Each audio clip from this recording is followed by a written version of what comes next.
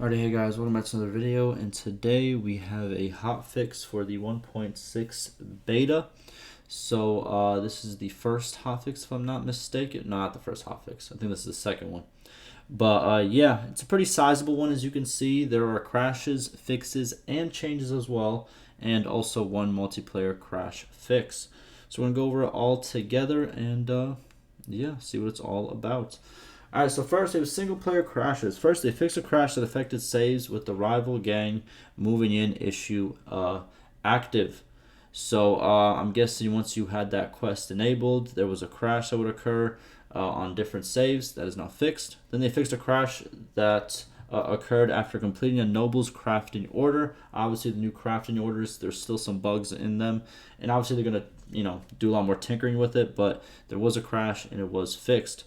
Next, they fixed a crash that occurred after defeating and attempting to loot Destroy Raiders quest parties.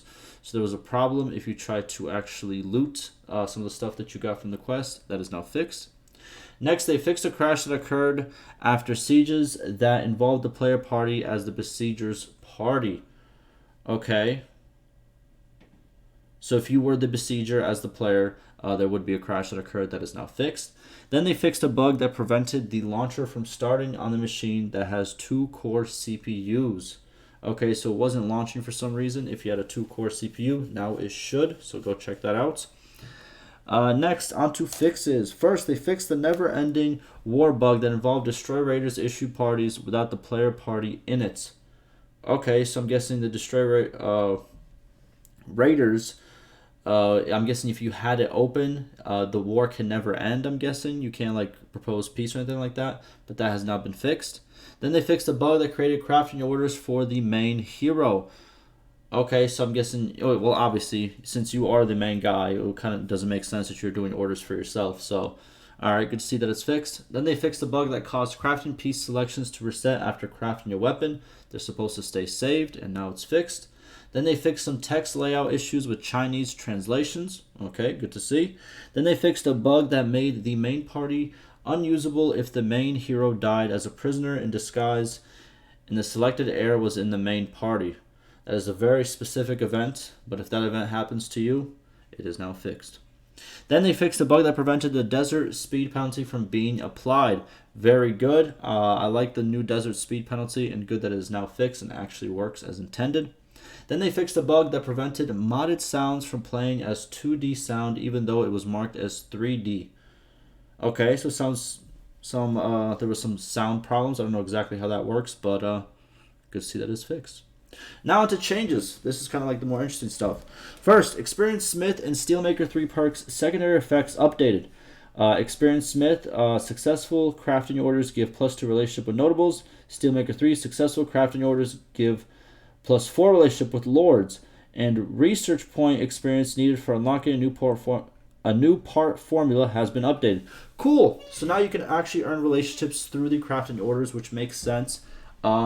Very good addition, I think. Very good. And the experience, I still haven't really tried the crafting out too much, so I don't know the complete difference between it, but if that's the right direction, good to see it. Next, the security value of a settlement is now affected by nearby hideouts. If the settlement has any bounded villages, the raids of these villages affect the security value. Previously raided villages affected the loyalty value. Also, the effect of prosperity on the security value is now listed as a tooltip. Nice. Tooltip always helps a lot of new players learn. And this security, the security change we actually did go over in a previous video. The devs have spoken about it, that they wanted security to be kind of go up and down a little bit more than it actually does. And now it's, what's it called? As you can see, is based on raids and nearby hideouts as well. So good change. Next, XP rewards from donating items with perks are now capped to 75 experience for Tier 1 items, 150 experience for Tier 2 items, 250 experience for Tier 3 items, and 300 XP for items with Tier 4 or more. I'm guessing this is because you could probably power level real quick. We'll pretty much power level your party up to a very high rank with just a lot of items being just pumped out. So, alrighty. I'm guessing it was getting kind of used up too quick and everything was getting upgraded way too quick. So now they had to kind of nerf it in a way. But okay. And then next we have the auto recruitment feature on settlements can now be disabled via checkbox. Again, a change that was talked about, and it's good that it's been implemented.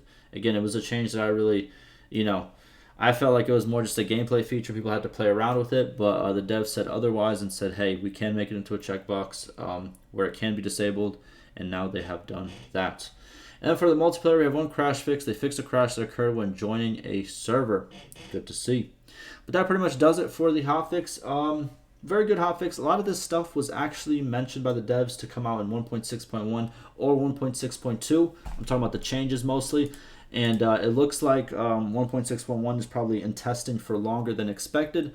Therefore, it was moved into the hotfix, which is always good to see. So we got some of these changes that people have been looking for a lot earlier. So again, very good to see. And yeah, I will see you boys in the next one. Stay safe.